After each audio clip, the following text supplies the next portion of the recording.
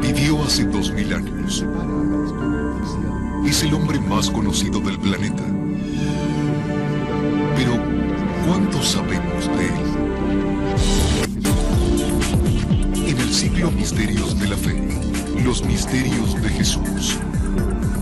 Un recorrido por los hechos históricos que trata de develar quién fue este hombre. Estreno, el sábado 23 a las 10 p.m. por Infinito.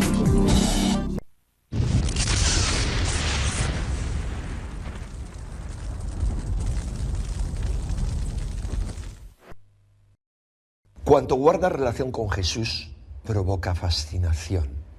Y aunque la práctica religiosa decaiga en estos tiempos, ese interés en Jesucristo no hace sino aumentar.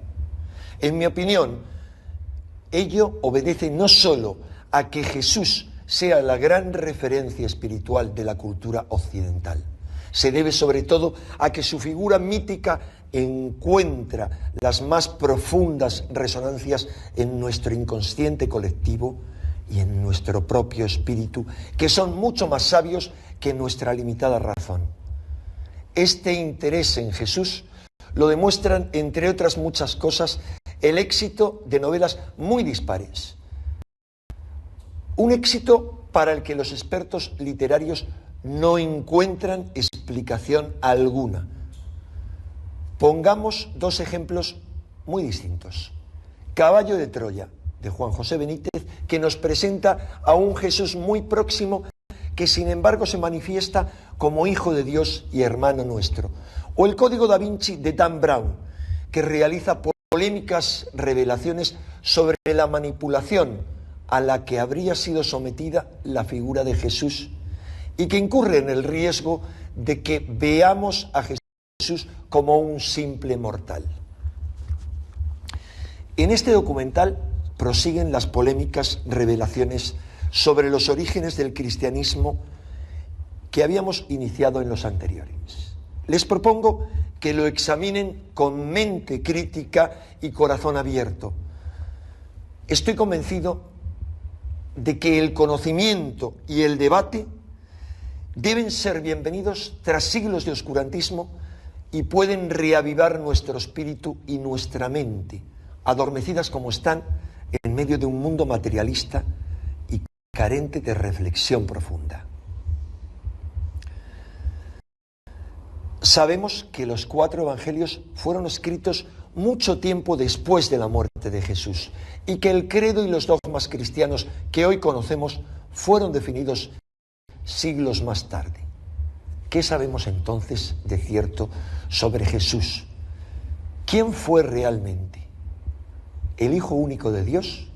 ¿O acaso un hombre extraordinario que acabó siendo mitificado?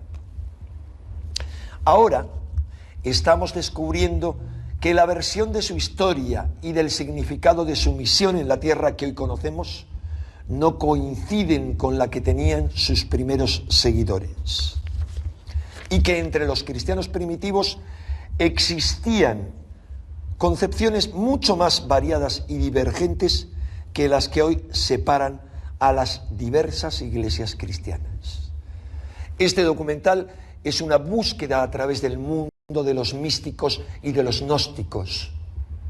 Estos creían que todos llevamos una chispa divina encerrada en el fondo de nuestro ser. Veían la historia de Jesús como una alegoría o una metáfora de la búsqueda del ser humano a través de la vida. Una búsqueda del Dios interior que les conduciría hacia el misterio de la muerte y permitiría al ser humano encontrar la clave de la resurrección. Una búsqueda que es descrita en los antiquísimos evangelios gnósticos. Aquí tenemos uno de los 2 volúmenes que se han publicado en castellano, unos evangelios gnósticos que fueron hallados en Egipto hace 6 décadas. Estoy convencido de que la visión mística del cristianismo que descubriremos en este documental ofrece una alternativa a aquellos que tienden a ver a Jesús como un ser humano mitificado y a quienes buscan una espiritualidad practicable en las lejanas regiones orientales. Este documental nos descubre que no hay necesidad de buscar esa mística en el otro extremo del mundo. Podemos encontrar una forma de trascendencia más adecuada a nuestro psiquismo dentro de la tradición iniciática occidental. Una tradición que encuentra en el cristianismo su continuación y su síntesis más perfecta.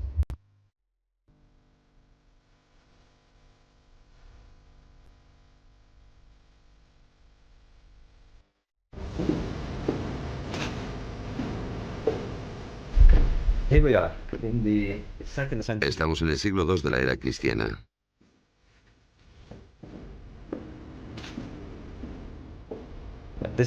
En el tiempo en que los cristianos no habían formulado aún su iconografía, sus símbolos o sus mitos, en un sentido, esto representa el otro mundo. Las regiones tenebrosas donde los iniciados contactaban con las divinidades. Es la luz que penetra en la oscuridad, buscando un camino a la vida futura. Los portales de la inmortalidad a través de la muerte. Y así, los iniciados llegaban aquí en total oscuridad, quizás sin antorchas, a impregnarse del espíritu del lugar. Simbolizaban el tránsito de la vida a la muerte y a la resurrección.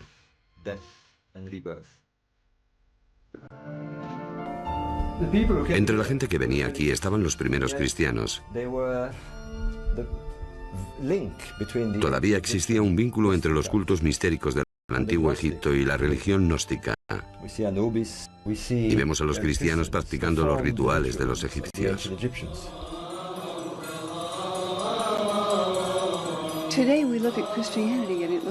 Hoy vemos el cristianismo y parece muy variado, desde los baptistas a los ortodoxos rusos, a los calvinistas y a los católicos romanos.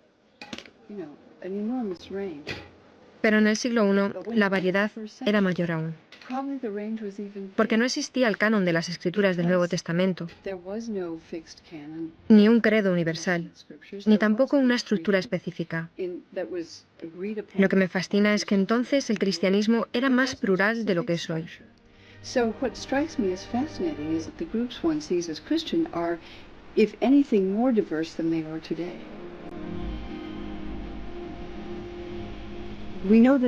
Sabemos que hubo muchos evangelios que los seguidores de Jesús leyeron, escribieron, veneraron, y también muchas otras obras, cartas, epístolas, poemas, himnos. Los cristianos contemplan los inicios de su fe con nostalgia. Un tiempo en que la palabra de Jesús y sus apóstoles sonaba como auténtica, cuando el credo era claro y su contenido incontestable. Pero ahora los documentos descubiertos arrojan otra luz sobre sus orígenes. Si los cristianos hoy veneran a Jesús como al único Hijo engendrado por Dios, que murió para redimirnos de nuestros pecados, los primeros seguidores de Jesús parecen haber tenido creencias diferentes. Los cristianos judaicos cayeron sobre el valor de salvación del sacrificio de Cristo en la cruz. Creían que era un iluminado, un iluminador. Para ellos, no hay nacimiento virginal, ni resurrección, ni cruz, solo las palabras de Jesús, percibido como la encarnación de la sabiduría divina. Jesús de Nazaret, hombre o mito. Los que estuvieron con él no parece que lo recordasen como al único Hijo de Dios, pero perecieron en el holocausto del alzamiento judío contra Roma. lo describen tan claramente los evangelios. Se escribieron 2, 3 generaciones después de Cristo, en distintas ciudades mediterráneas. Entonces surgió otra imagen, la de Jesús como Hijo de Dios. Sin embargo, persistían ecos de los primeros tiempos. Edad Media, el sur de Francia. Una fe diferente surgía y proponía otra visión de Cristo. La Iglesia considera herejes a esa gente, peor que demonios. Durante décadas, la furia de la Iglesia se alza contra los cristianos gnósticos. Los cruzados diezmaron a la población. Se creó la Inquisición para quemar a esos cátaros, como ellos se llamaban a sí mismos, los purificados, los puros.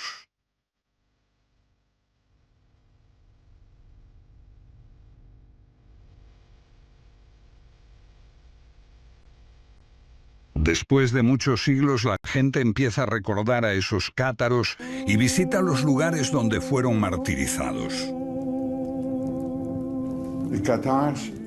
Los cátaros no fueron precursores de la Reforma. No eran una herejía de la fe católica. La suya fue una fe diferente y se remonta a los primeros tiempos del cristianismo, o incluso antes, cuando la gente veía el mundo como un reino de sombras, de espaldas a la realidad, a la verdad auténtica. Un hombre atado, incapaz de moverse, creyendo que las sombras que ve en la pared son la realidad. Sombras proyectadas por el mundo divino que está detrás de él. Mira, hombre. Es así como el filósofo griego Platón describía al hombre. Los iniciados en las religiones mistéricas creían que podían liberarse de las ataduras y hallar la gnosis, el conocimiento, en su corazón.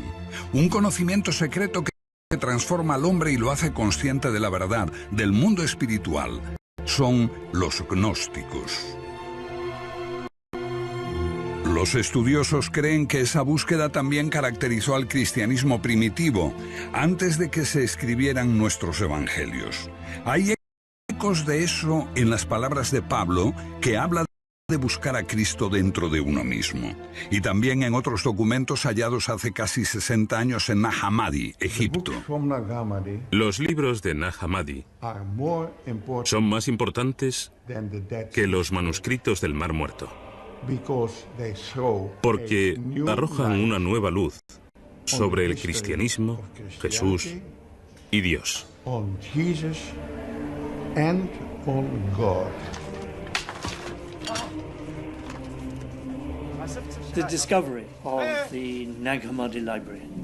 El descubrimiento de Nag Hammadi supone un cambio radical en nuestra idea del cristianismo primitivo. Tenemos aquí 52 manuscritos que nos hablan del primer cristianismo. Estaban asociados posiblemente a un monasterio cristiano egipcio. Estos libros se enterraron en el siglo IV para evitar su destrucción.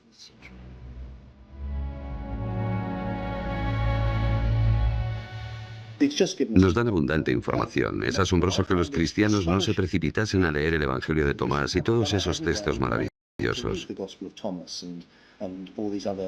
Me parece que eso demuestra el poder de la Iglesia romana, que los dejó a un lado y aún los considera heréticos y peligrosos. Y por supuesto lo son. Son peligrosos para la Iglesia literalista porque ponen en cuestión su interpretación.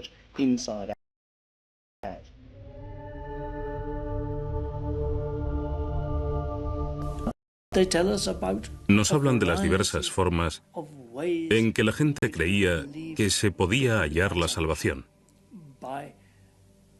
Por la contemplación, por la expansión de la chispa divina que hay en nosotros, comunicándose con Dios, buscando en nuestra propia alma, una búsqueda individual de lo divino, sin la ayuda de sacerdotes u obispos.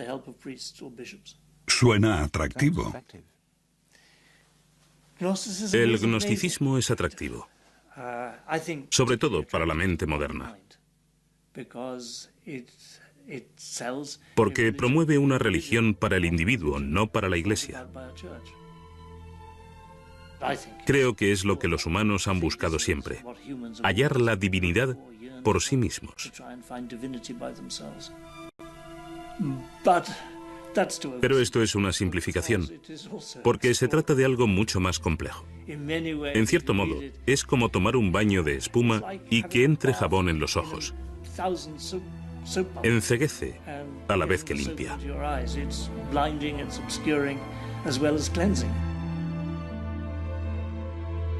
It was already there in the Egyptian religion, when they said Ya en la religión egipcia, se decía que el hombre después de la muerte se convertía en Osiris, se integraba en Dios. El hombre es un Dios caído que recuerda el paraíso.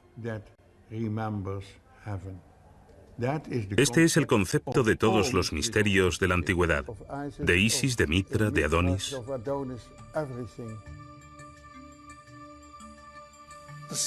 El punto central del gnosticismo es que todos nacemos con una chispa divina dentro y que el deber de los creyentes es hallar esa chispa y expandirla, tomar contacto con Dios mirando en nuestro interior. La gnosis. Gnosis significa autoconocimiento. ¿Qué es autoconocimiento? ¿Éxtasis? ¿Psicoanálisis? ¿Qué es?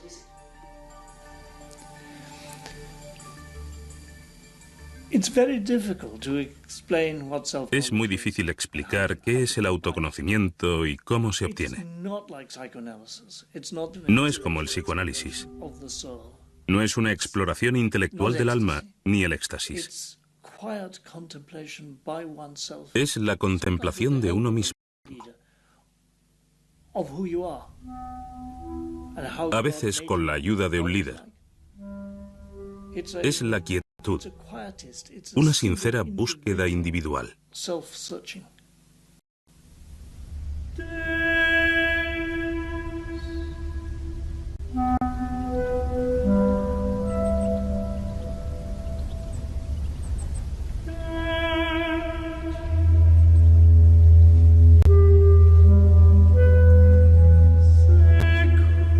Creo que la idea básica que subyace en el gnosticismo es que estamos confundidos en nuestra idea sobre lo que es la vida y sobre quiénes somos. Adentrarnos en un entorno como este echa abajo nuestros esquemas. Estás cara a cara con el mayor de los misterios, la muerte. La idea de que dejarás de existir como forma física y te enfrentas con el misterio absoluto del que proviene todo, el misterio que somos. El misterio que es.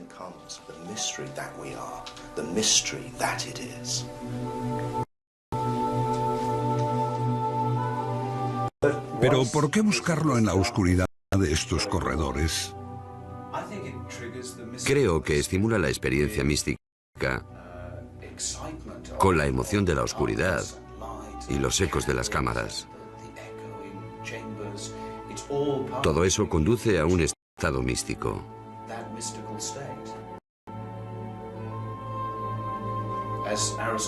Como decía Aristóteles sobre los misterios, no vas allí a aprender, sino a experimentar. Si crees que solo es un proceso intelectual, te equivocas. Es algo mucho más grande que eso.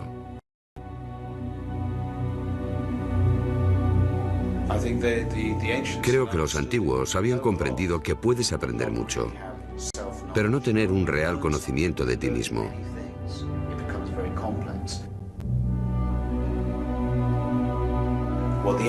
Lo que los antiguos buscan es un retorno a la totalidad, el conocimiento de la unidad de todas las cosas. Durante más de 2000 años la gnosis fue reprimida. Principalmente supimos algo de ella por las acusaciones de los padres de la Iglesia. Pero el hallazgo de Nag Hammadi en 1945 cambió para siempre nuestra forma de ver los orígenes del cristianismo. Los que los hallaron al principio los desecharon. Cayeron en manos de traficantes, algunos fueron quemados, pero finalmente llegaron a manos de la ciencia gracias a personas como Gilles Quispert, que llevó los manuscritos más importantes a Europa y a sus amigos, entre ellos el gran psiquiatra Carl Jung.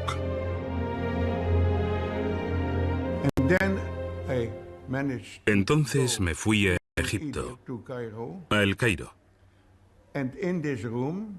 Y en esta sala negocié con el director de esta institución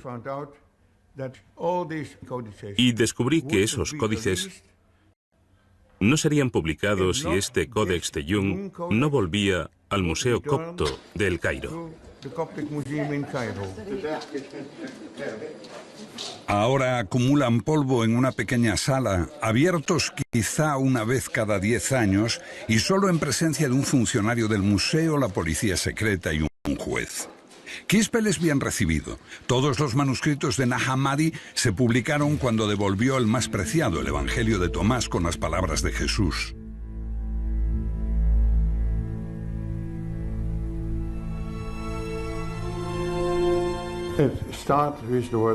Empezó diciendo: estas son las palabras que Jesús dijo y que Dídimo Judas Tomás escribió.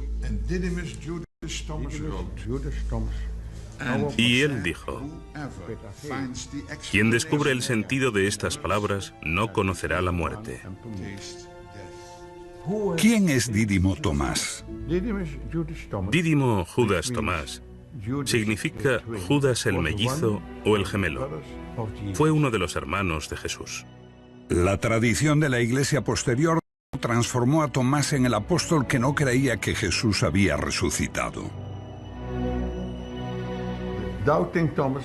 El escéptico Tomás fue el discípulo más fiel de su maestro. ¿Fue quien entendió mejor a su hermano? Según el Evangelio de Tomás, sí. Se dio por sentado que no era el hermano gemelo de Jesús en sentido literal, sino más bien que quien lea este Evangelio puede llegar a reconocerse como gemelo de Jesús.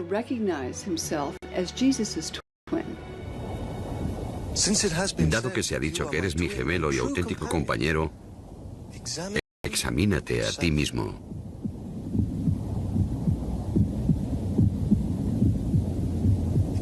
Examinarse a uno mismo. Así puedes comprender quién eres.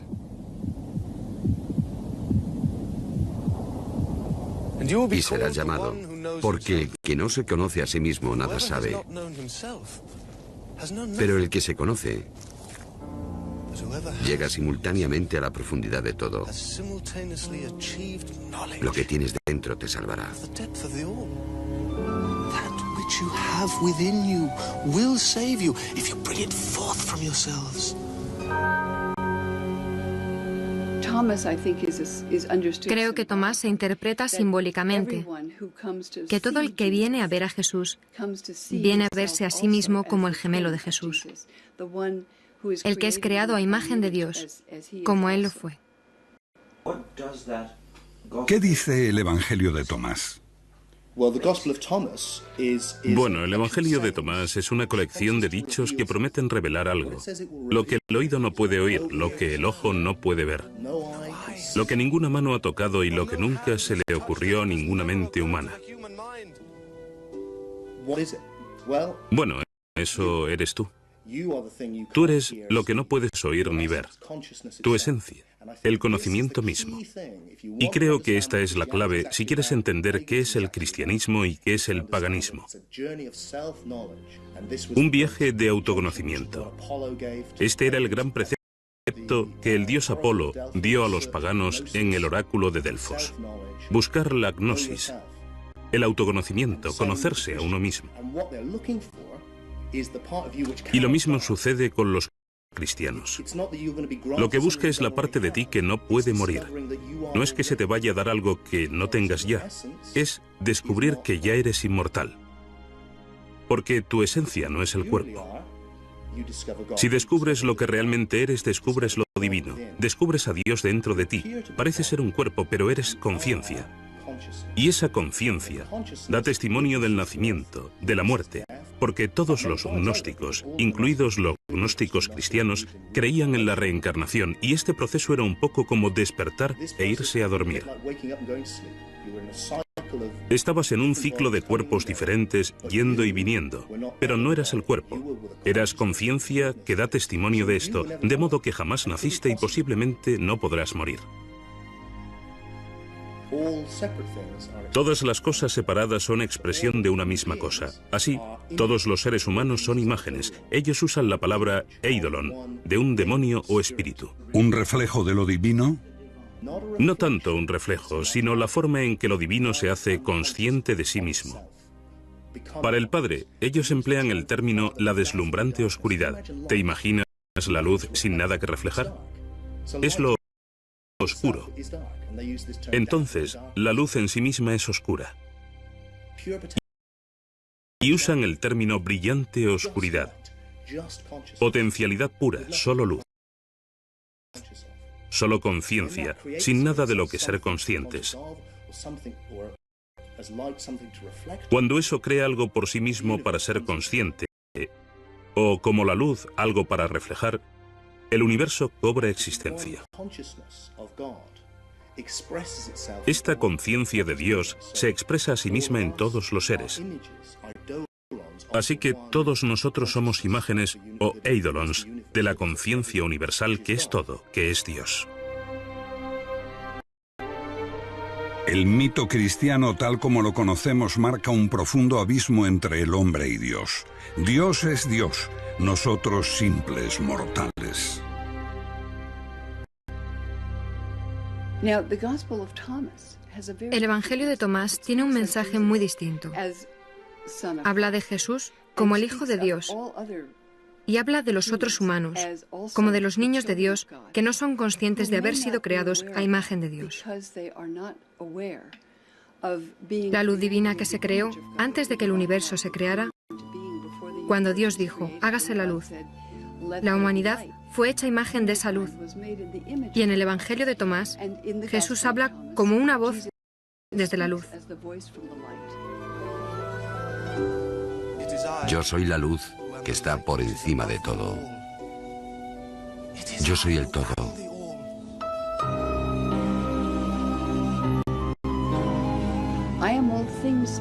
Soy todas las cosas. Todas las cosas salen de mí. Estoy en todas las cosas. Rompe un trozo de madera y estoy allí. Levanta la piedra y me encontrarás.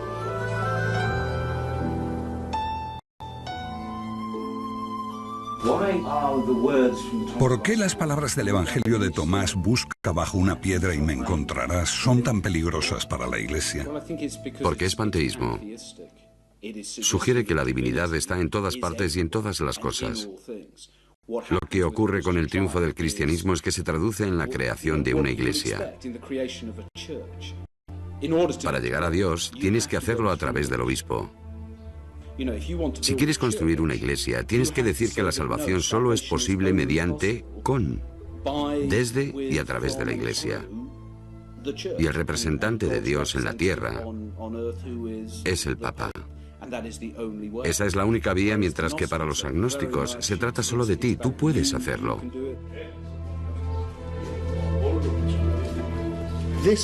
Esa fue la revelación de la gnosis, que tu esencia es inmortal.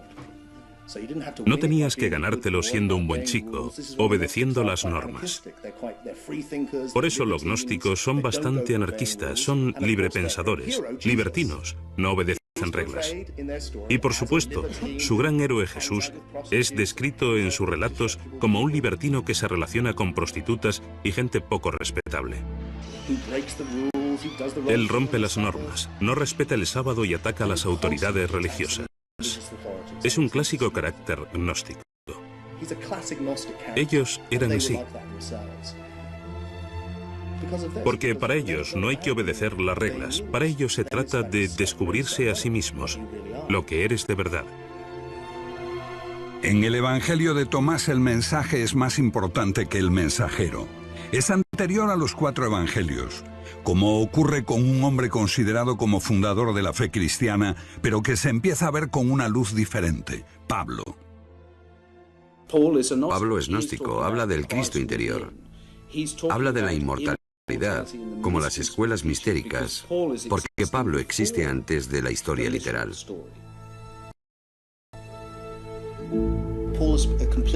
Pablo es un personaje totalmente malinterpretado en la historia. En tiempos de Pablo, digamos, no hay división entre gnosticismo y literalismo, porque el literalismo no se había desarrollado aún. 2 generaciones después, los evangelios de la Biblia hablan en detalle de la vida de Jesús. El mensajero se hace más importante que el mensaje, y Jesús pasa a ser literalmente el Hijo de Dios.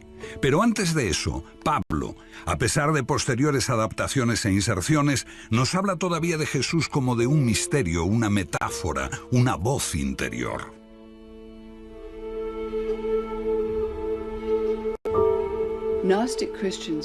Los cristianos gnósticos creían que Pablo era su maestro, el padre de la Iglesia Tertuliano, que despreciaba a los gnósticos.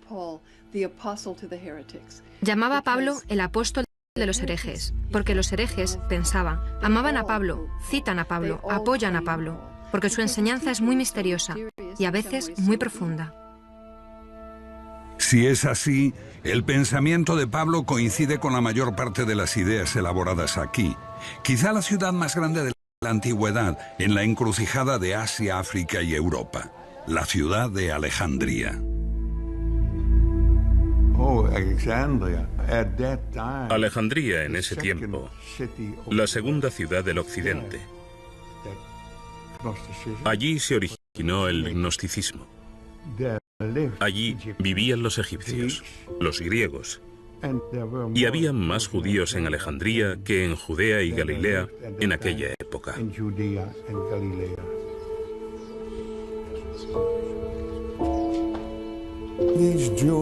Esos judíos vivían en el exilio, pero habían encontrado un Dios desconocido en sus corazones. Al mismo tiempo, no podían encontrar a ese mismo Dios en el mundo, porque el mundo estaba lleno de mal y sufrimiento. Por lo tanto, resolvieron que este mundo había sido creado por un Dios menor, Jehová, su deidad tribal. Este es el Dios del Viejo Testamento, del ojo por ojo y diente por diente, un Dios celoso. Todas esas historias parecen girar en torno a un profundo descontento con el mundo, porque fue creado un Dios inferior. ¿Cómo podía un Dios perfecto haber creado este desastre? Entonces, lo que dicen reiteradamente es que este mundo es un error. Fue creado por la hija pequeña del verdadero Dios. La joven Sofía se enamoró locamente de su padre. Y frustrada por este amor ilícito, se autocreó, se autofecundó y engendró un hijo y abortó. Y este aborto deforme, con cara de león, era Yeldebaoth, el rey del caos. Con la arrogante suposición de haber sido expulsado del Edén por el Dios único, creó o malformó este mundo físico.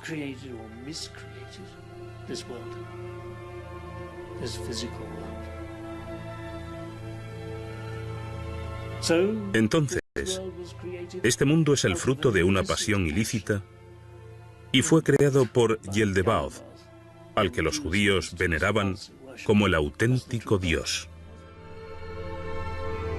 Este aprisionó al hombre en la materia, envolvió su alma eterna y divina en un cuerpo mortal. El creador de este mundo físico modeló al hombre a su propia imagen, para siempre esclavo de la materia.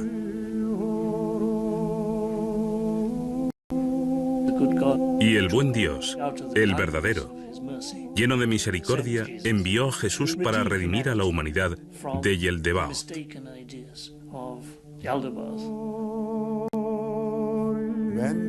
Cuando esos judíos de Alejandría se hicieron cristianos, Jesús apeló a lo más profundo de ellos y dijo: quien se conoce a sí mismo, conoce a Dios. Mito o metáfora, en la figura de Jesús está también la semilla de la discordia. En torno a su persona sobrevino una batalla de ideas que separó las dos posturas. Sí, una de las mayores pugnas entre los seguidores de Jesús fue la cuestión de por qué Jesús murió de manera tan terrible. Para las comunidades ortodoxas, la única forma de encontrarle un sentido religioso era interpretarlo como un sacrificio redentor. Pero este sacrificio redentor solo tenía sentido si todos necesitábamos redimirnos del pecado. Así, los cristianos desarrollaron la idea de que teníamos que haber pecado terriblemente, sin posible redención. Entonces, la idea de que el Mesías de Dios muere en un sacrificio redentor por los pecados del mundo. Ese es el concepto de todos los misterios de la antigüedad y también de la gnosis. No hay espacio para el pecado. Por supuesto, eso no significa que seamos divinos y más, sino más bien que podemos encontrar nuestro camino hacia Dios cuando hallemos el camino hacia nosotros mismos, y que existe un medio de reparación para los pecados y errores que cometamos. Pero pecar es tan esencial que Jesús tuvo que morir para redimirnos. Un argumento tomado de un antiguo mito, Adán y Eva y el primer pecado que hizo al hombre mortal. Los cristianos pusieron más énfasis en el pecado de Eva que los judíos. Antes del cristianismo ortodoxo, el pecado no era una cuestión central. Los maestros judíos, paganos, gnósticos coincidían en que tenemos la capacidad de seguir o de desobedecer a Dios. Tenemos buenos y malos impulsos. Se entendía que esta era la condición humana. Existe un gran debate sobre esto, porque algunos cristianos creían que era absurdo, lo de comer una manzana. Una desobediencia inocente por la que Dios condena a los hombres a una existencia inferior, lejos del paraíso. Un castigo totalmente desproporcionado. Hay un relato gnóstico que dice que la serpiente del jardín del Edén es Jesús. Jesús es quien da a los hombres el árbol de la ciencia. Es Jesús quien dice a los humanos, comed. Y es Jesús quien se enfrenta a la miserable envidia del Padre, que no quiere que los humanos se conviertan en dioses. El Creador envidia la belleza de su creación y no quiere que los humanos alcancen el conocimiento. Porque, como dice el Génesis, cuando comes del árbol del conocimiento, eres como Dios.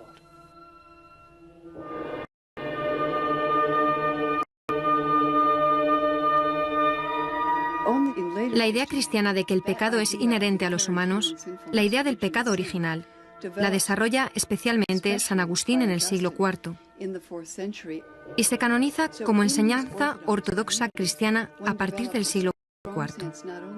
Esas comunidades ortodoxas desarrollan no solo un fuerte sentido de la distancia entre el hombre y Dios, sino que hay una condición pecaminosa en el hombre, innata e irredimible, aparte de que la muerte de Cristo se entiende como sacrificio.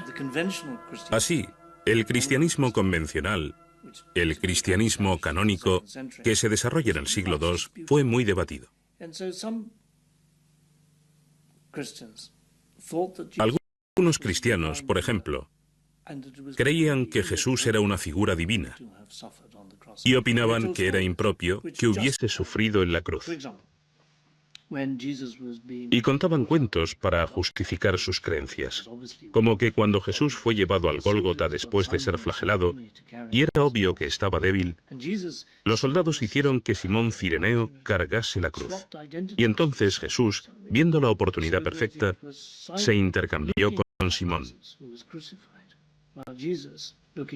Simón cogió el aspecto de Jesús y fue crucificado. Mientras Jesús se escabulló en la multitud, subió al cielo y revoloteó sobre la cruz, riéndose del éxito de su engaño. O riendo como ríe Buda, sonriendo pasivamente, por la calma y la paz de quien nos ha iluminado, dándonos su conocimiento. Jesús, un iluminador, la voz, el símbolo de lo divino. Un gnóstico veía a Jesús como al hombre que recibió la iluminación con el bautismo, cuando se transforma como Buda en aquel que conoce, el Cristo. Los cristianos ortodoxos creen que si Jesús era divino, era el Hijo de Dios, su único Hijo, y también tenía que haber nacido divino, algo que los gnósticos consideran pueril. La ruptura queda clara con el último evangelio, el de Juan.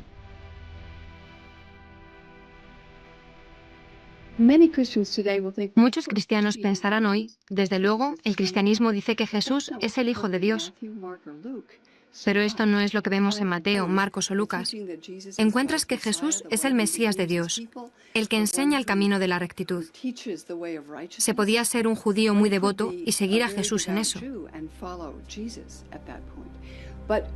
Pero con el Evangelio de Juan, la afirmación de que Jesús es Hijo de Dios, y más aún, su único Hijo, es una afirmación radical que no veo mencionada por los ortodoxos antes del año 160 más o menos.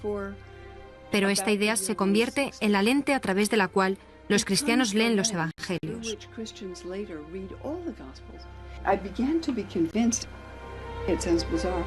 Empecé a convencerme, aunque parece raro, de que el Evangelio de Juan se escribió para contradecir esta otra opinión. Y cambia la interpretación del mensaje cristiano de forma total. Jesús, el único Hijo de Dios, pero para los gnósticos era una metáfora, un símbolo de lo divino que reside oculto en todos nosotros. En ese sentido, todos somos hijos de Dios. Todos somos hijos de Dios, si descubrimos nuestra verdadera identidad. Si no, nos hallamos en estado de muerte. Esto es fascinante, creo. Estamos muertos. Para los gnósticos y los místicos, este es el otro mundo en el que estamos muertos en espíritu, porque creemos que somos el cuerpo y no es así. Somos Dios, si acaso. Somos la única conciencia del universo. Nos confundimos a nosotros mismos por esos cuerpos individuales y todos los problemas que causan. Lo que necesitamos es resucitar. Y la historia completa es así.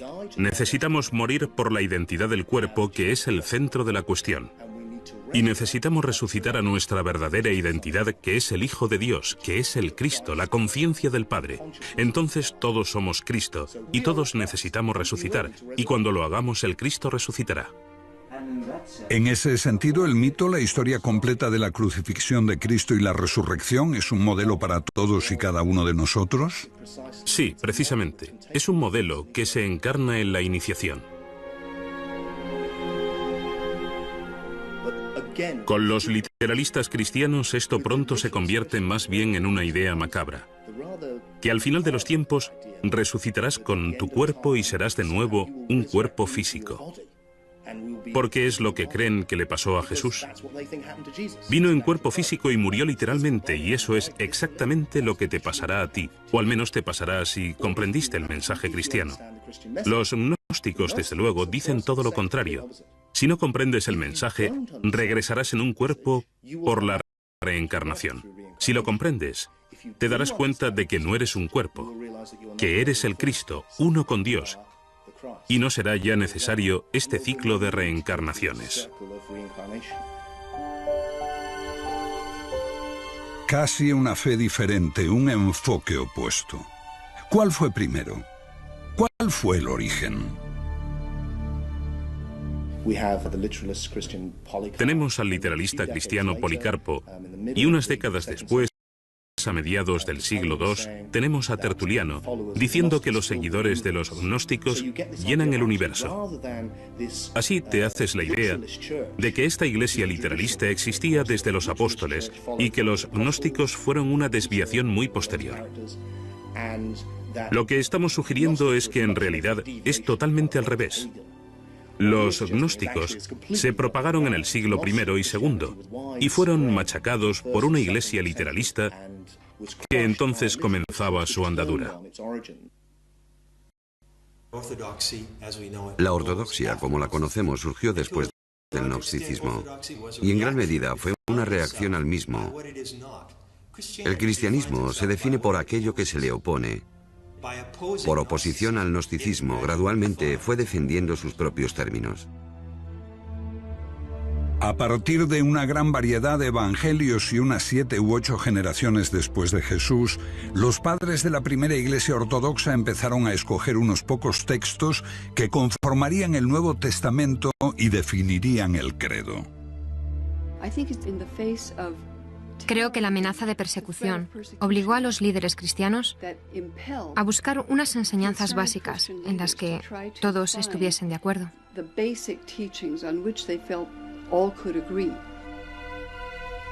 En esta selección, las opiniones gnósticas eran demasiado complejas y fueron desestimadas. Una de las grandes bazas del cristianismo es la simplicidad con que se transmite el mensaje. Decir que Jesús es el Hijo de Dios. Jesús vino a salvarnos por nuestros pecados. Jesús murió por nosotros, sabiendo que estas insignificancias son el pase que da entrada a la iglesia cristiana.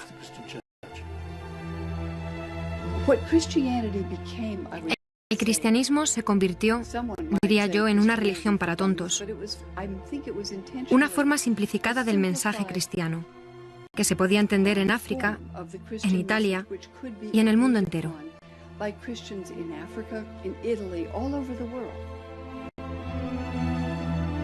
En sentido amplio, los evangelios son una invención.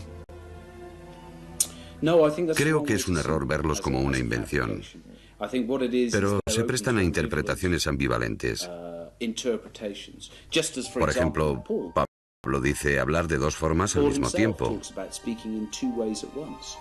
Para los que pueden oír el mensaje espiritual y para quienes solo pueden entenderlo literalmente. Si tomamos la frase que aparece en muchas iglesias, nadie llega al Padre sino a través de mí, vemos que para los gnósticos, esto significa que para llegar a Dios tienes que ser consciente de lo que esta figura representa en ti. Y este es el mensaje de Pablo. Para llegar a Dios debes hallar al Cristo dentro, como una alegoría de la verdad. Pero el literalismo dice, no, este es el único camino. Creo que después de tener esta idea de una encarnación literal del Hijo de Dios, no la de un mítico Hijo de Dios, entonces, el concepto es que para tu propio bien, debes salvar el alma de otros. Y todos deben creer esto, obligados por su propio bien. Así tienes el mandato divino de ser autoritario. Los cristianos lo tomaban todo como algo personal.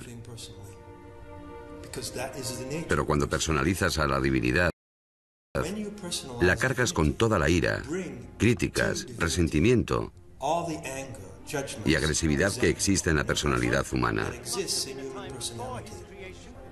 ¡Hereje! Los cristianos se enfadaron mucho porque tomaban como algo personal que su Salvador fuese rechazado. Los gnósticos solo querían descubrir dónde estaba la verdad. La dificultad que enfrentan los gnósticos es que buscan individualmente la salvación. No están organizados, no están unidos. Los gnósticos atacaron las opiniones de los primeros cristianos. Pero los cristianos no solo atacaron las opiniones de los gnósticos, atacaron a los propios gnósticos. Ambas creencias podrían haber coexistido. Pero con la aparición de este hombre, Constantino, el primer emperador romano en abrazar la fe cristiana, se despertó el ansia de alcanzar el poder supremo en la joven iglesia.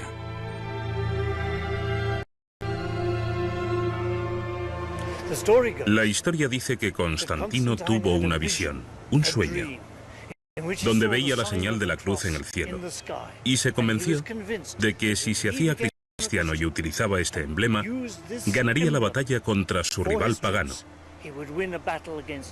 Fue aquí, en el puente Milvio, donde tuvo lugar una gran batalla que colocó al cristianismo en su triunfante camino al éxito.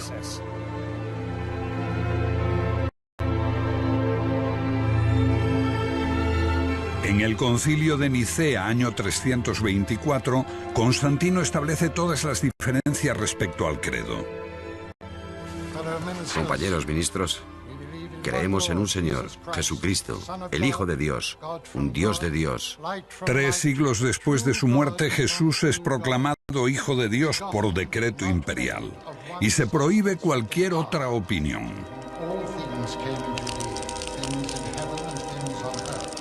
When Christianity allies with the state to create a religious monopoly, that's when Christianity becomes... Cuando el cristianismo se alía con el Estado para crear una religión oficial, es cuando se vuelve algo radicalmente diferente, triunfante, exitoso. Pero al haberse aliado con el Estado empieza a cometer los mismos crímenes que había denunciado en sus primeros 300 años de existencia. Persigue, mata por la religión. Se transforma en una institución jerárquica, opresiva, necesariamente conservadora.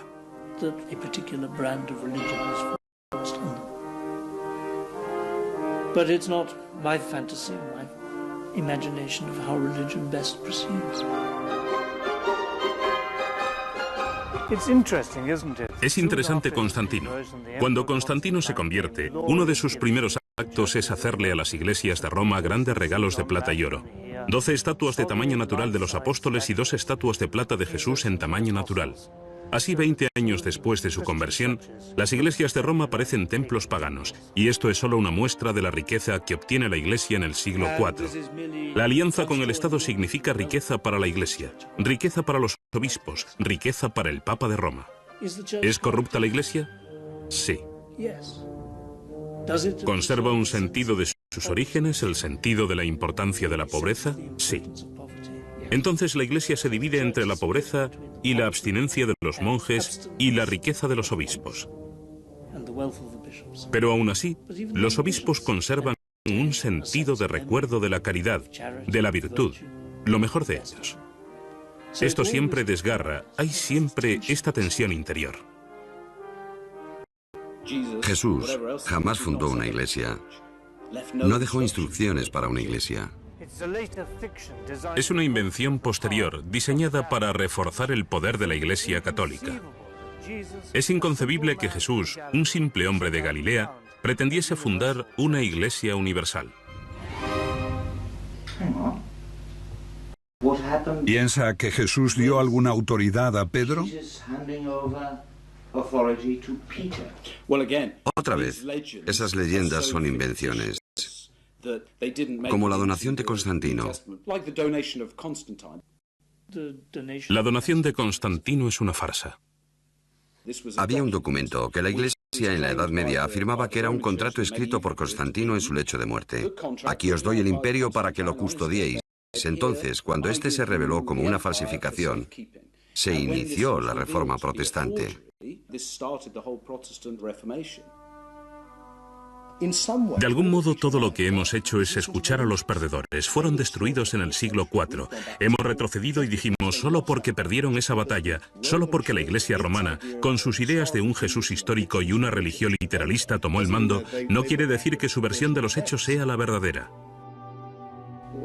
¿Qué le pasó a los perdedores? Fueron erradicados. Todos los que conociesen la otra historia, gnósticos y paganos, fueron expulsados del imperio. Los templos se derribaron, los filósofos fueron asesinados, los libros prohibidos y quemados. Si el cristianismo era la religión favorita de Dios, entonces uno podía pensar que al triunfar se hubiera entrado en la Edad de Oro. Todo lo contrario, se entró en un tiempo de oscuridad, en el que la gente incluso olvidó cómo hacer casas de ladrillos. Y hubo que esperar hasta el Renacimiento, cuando esos instruidos paganos regresaron a Italia, a Florencia. Los libros de Platón, que habían estado prohibidos durante 1000 años, volvieron como la hermética y de pronto Botticelli empezó a pintar cuadros de dioses paganos. Lo llamamos el renacimiento de la cultura occidental, porque ésta vuelve a ocupar el lugar que tenía antes del triunfo del cristianismo.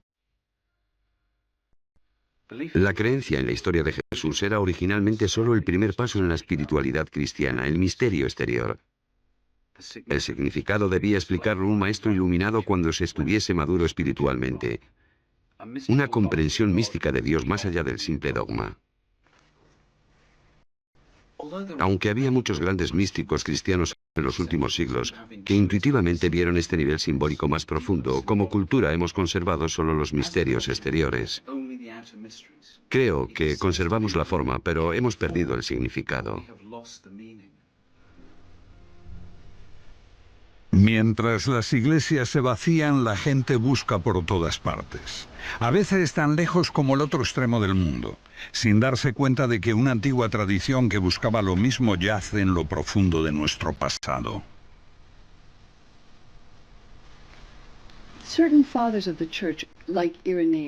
Ciertos padres de la Iglesia, como Irineo, en sus famosos 5 volúmenes contra los herejes, dice que comúnmente son considerados cristianos, pero que no lo son, son herejes.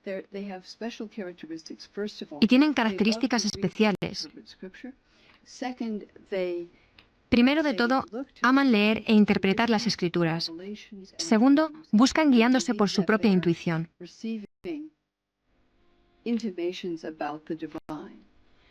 Tercero, están investigando constantemente, siempre abiertos a nuevas exploraciones.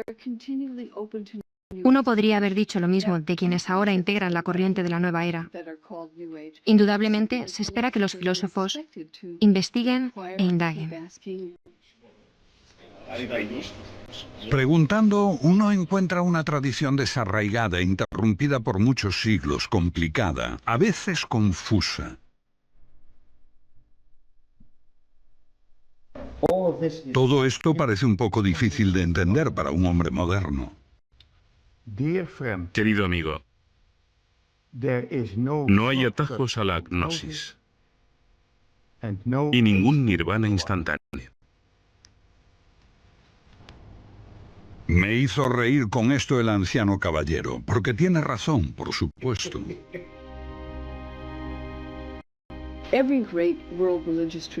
Toda gran tradición religiosa mundial, ya sea el hinduismo, el budismo, el islamismo, el judaísmo, tienen las enseñanzas para todos. La enseñanza esotérica, que se supone siguen todos sus fieles. Y también una enseñanza esotérica o mística. La única que no lo tiene es el cristianismo occidental. Creo que es lamentable que haya sido considerado herético ese camino que mucha gente busca para su propia integridad y desarrollo.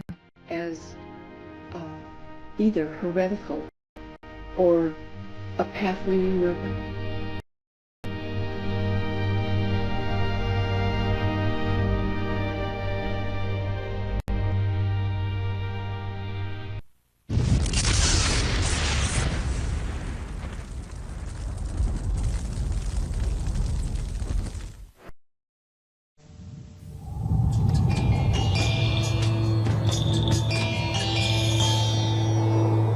Estás viendo Infinito.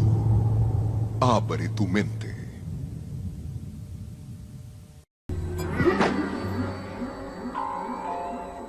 Es una sinfonía de dolor. Le causaron un severo dolor. La crucifixión es el modo más cruento de morir. La última investigación científica sobre la tortura más cruel y su víctima más famosa. En el mes de las verdades ocultas de Semana Santa, analice paso a paso ¿Cómo murió Jesús? Las 18 horas finales. Este miércoles por Infinito.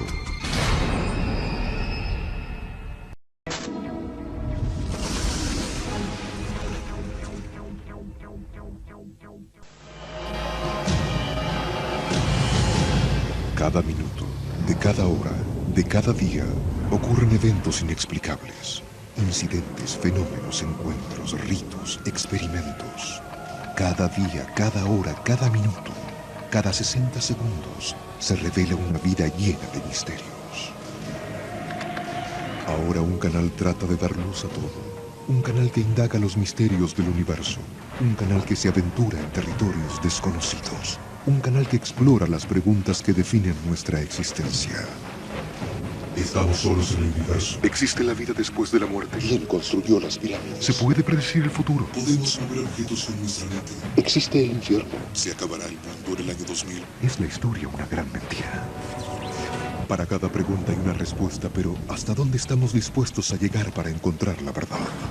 Desde Machu Picchu al Chupacabra, desde los aztecas al zodíaco, desde los extraterrestres a los ángeles. Esto es Infinito, un viaje hacia lo desconocido, una exploración de lo inexplicable. Ningún lugar es muy remoto, ninguna pregunta muy extraña, ningún misterio está fuera de nuestros límites. Escuche lo inesperado, descubra lo oculto, experimente lo desconocido. Infinito, señal del nuevo milenio.